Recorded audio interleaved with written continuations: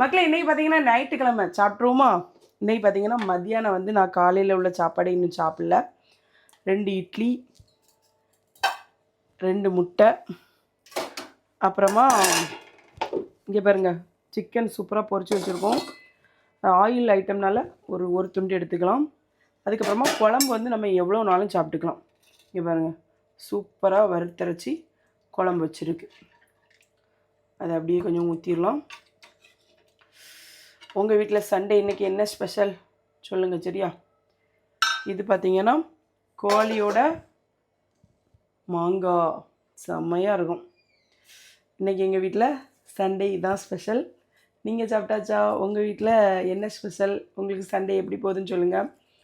இட்லி கூட நல்லா வந்து இந்த குழம்பை மிக்ஸ் பண்ணி கொஞ்சமாக இறைச்சி துண்டு, பொரிச்ச பீஸ் கொஞ்சமாக எல்லாம் சேர்த்து வச்சு ஒரு வாய் சாப்பிட்டோன்னா